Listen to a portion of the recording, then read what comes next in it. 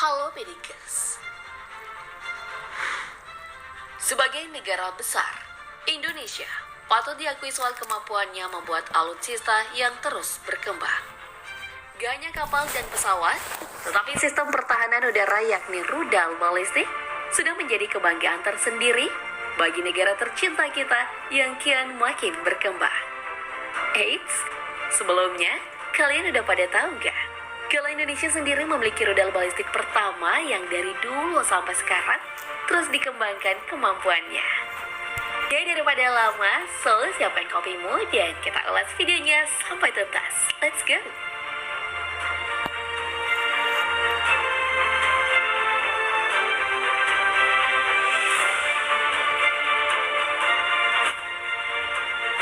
Kita mulai dari rudal balistik RHAN 450.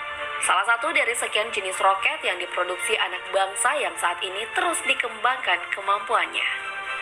Roket buatan Indonesia ini adalah tipe roket balistik dengan panjang total 6.110 mm, panjang motor 4.459 mm. Selain itu roket ini juga mempunyai berat total 1.500 kg, berat muatan 100 kg, gaya dorong 12.895 kg. Dan menggunakan bahan bakar propelan komposit. Selain itu, roket ini juga membawa dua payload yang terdiri dari payload GPS dan payload radar. Di mana kedua payload ini memiliki misi untuk mengetahui gerakan dan posisi roket selama terbang. Untuk pengujiannya sendiri, RHAN 450 ini pertama kali menjalani uji statis pada 21 Agustus 2014 yang berlangsung di lapangan Sonda 8, Pamengpeo, Garut, Jawa Barat. Saat masa pengujian awal, RHAN 450 ini bernama RX450. Roket ini akhirnya pertama kali diluncurkan dalam masa uji coba pertama pada Mei 2015 dengan jarak jelajah saat itu mencapai 100 km dan sukses. Saat awal pengujian roket balistik ini dikembangkan oleh Balitbang Kementerian Pertahanan dan Konsorsium Roket Nasional, yang diantaranya dari PT Dirgantara Indonesia Persero, PT Dahana Persero, PT Pindad Persero, dan PT Krakatau Steel Persero Tbk. Seiring pengembangannya saat ini Konsorsium Roket Nasional menggandeng Lapan dalam meningkatkan kemampuan RX450 yang kembali melanjutkan uji coba pada Desember 2016.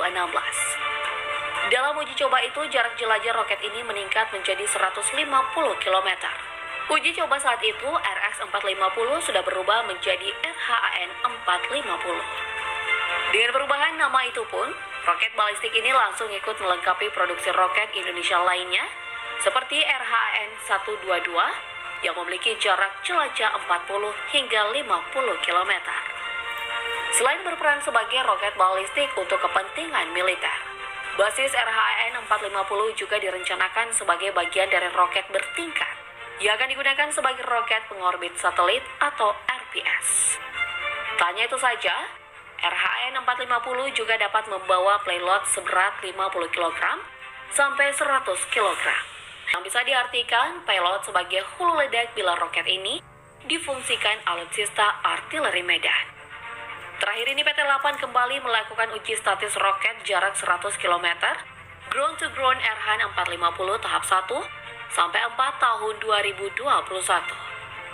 Di mana program ini merupakan program dari pengembangan roket sebelumnya yang bertujuan untuk memahami konsep pengembangan roket RHAN 450 yang ditinjau dari prinsip dan cara kerjanya, konstruksi, serta perancangannya. Selain itu, roket berskala balistik ini diharapkan terus mengalami perbaikan, khususnya bagi para industri pertahanan, agar bisa diproduksi massal. Sebab jika dilakukannya produksi massal akan membawa keuntungan bagi industri pertahanan dalam negeri dan peningkatan ekonomi Indonesia. Keren ya? Seiring berkembangnya teknologi roket buatan Lembaga Penerbangan dan Antariksa Nasional yang mengalami kemajuan pesat, di mana setelah sebelumnya meluncurkan RX-320 pada 2008 dan tahun 2009 berhasil meluncurkan RX-420 sampai sukses mengembangkan RX-420, bukan lantas Lapan berpuas diri. Karena di akhir tahun 2010, Lapan kembali mendesain RX-520. Roket yang lebih besar dan memiliki daya jangkau lebih jauh dibanding RX-420. RX 520 ini memiliki spesifikasi yang lebih hebat ketimbang RX 420. Sesuai desain awal, RX 520 memiliki kecepatan maksimal 1,7 km per detik. RX 520 juga memiliki panjang hingga 8,8 meter. Dengan bahan bakar propelan padat, seperti jenis roket lain, dan daya jangkau roket RX 520 diprediksi mencapai 300 km.